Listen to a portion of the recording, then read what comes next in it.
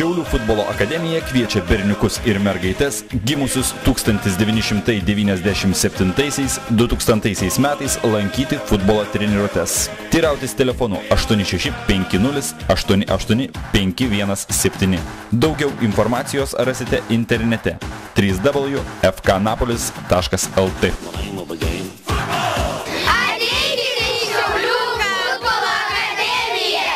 Tai buvo bene įdomiausios rungtynės šiais metais. Sūduva kovojo dėl sidabro, Šiauliams reikia taškų, rungiantis dėl 7-osios vietos. Tačiau atrodė, kad abi komandos yra šalia turnyro lentelėje. Jau pirmoji svečių ataka baigėsi gan pavojingų įsiveržimu, laimiai netaikliu smūgiu. Šeimininko ataka buvo dar pavojingesnė. Neužtikrintai sužaidus vartininkui į vartus dėja netiksliai smūgiavo Mindaugas Lukoševičius. Už tokį perdavimą vartininkui teisėjas galėjo skirti ir laisvą smūgį į Sūduvos vartus. Neskyrė. Po kampinio prie Šiaulių vartų smūgis galva nepavyko Dariui Maciulevičiui. O štai po analogiškos situacijos prie svečių vartų Šiaulių kapitono Deivido Lunskio smūgis galva Dovydui Urbai buvo neatremiamas. Tai buvo bene pirmasis įvartis šiame sezone, kurį Šiauliai pelnė po kampinio. 1-0. Deja, šią persvarą Šiauliai išlaikė vos kelias minutės. Po baudos smūgio sumaištimi pasinaudojo Otavijo Braga ir išlygino rezultatą.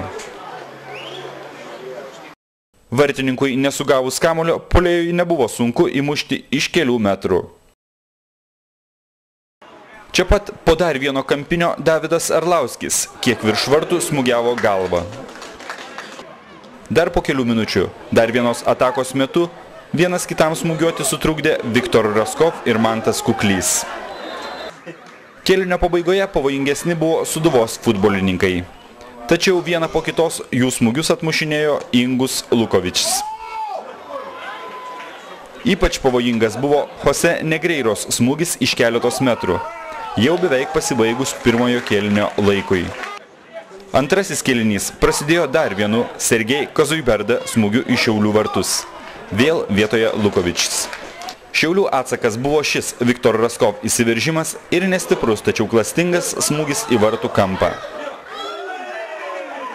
Dar kartą progą sužibėti turėjo Šiaulių vartininkas. Ir štai 60-oji minutė, kelis kartus šiauliečiams palankiai atšokęs kamuolys po Vaido Viktoravičiaus perdavimo atsidūrė prie Manto Kuklio kojų. Įspūdingas smūgis ir įvartis. 2-1.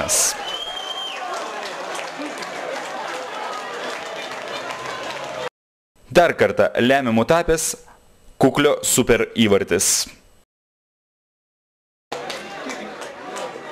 Tik pradėję žaidimą iš aikštės vidurio, Sūduvos futbolininkai vos neišlygino rezultato. Laimiai riedančio šalia vartų kamuolio niekas iš marijampoliečių nepasiekė. Svečiai ėmė spausti šiauliečius, tačiau vartuose užtikrintai stovėjo Lukovičius. Šiaulių atsakas buvo pavojingas baudos smūgis. Po kampinio Giedrius Klevinskas pabandė smūgiuoti per save, tačiau koja pataikė Gintarui Jodeikiui į kaktą. Šiauliečiui prireikė medikų pagalbos. Šiauliai ne vien gynėsi, jų kontratakos dažnai buvo net pavojingesnės už svečių apgultį. Na, o šiame momente, kiek neapdairiai iš vartų išėjo Ingus Lukovičius. Laimiai, Giedrius Slavickas neišnaudojo šios progos. Galutinis rezultatas nepasikeitė. Trenerių komentarai. Tikriausiai šiandien esat patenkintas ir rezultatu, ir žaidimu. Na taip, patenkintas tik tai paskutinės minutės. Gal tie, kad žaidėjai nesugebėjo palaikyti kamuolį. Varžovas labai stipriai mūsų spaudė. Tikrai labai sunku buvo. Kaip manot, ar Sūduva atvažiavo neįvertinusi Šiaulių komandos, kad nežaidė taip, kaip žaidė kitas dviejas rungtynes, kurias Šiauliai pralaimėjo Sūduvai? Gal aš nesakyčiau, kad jie neįvertina, jie įvertino, tačiau vis tiek pas jos tas taškų toksai kraitis jam leido gal laisviau pažaisti šias rungtynės. Išskirtumėt kažkurį žaidėją šios rungtynėse? Iš Mūsiškių. turbūt visą komandą išskirčiau. Tikrai kovėsi vaikinai, parodė pusantrą kėlinį neblogą tokį žaidimą.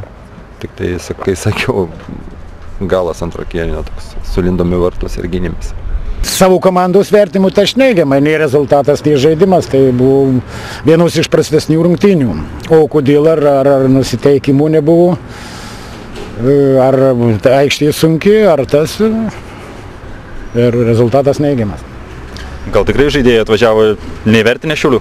Nu čia reikia žaidėjų klaus, pagal mane tai jie turi įvertinti, bet kažkas tai yra.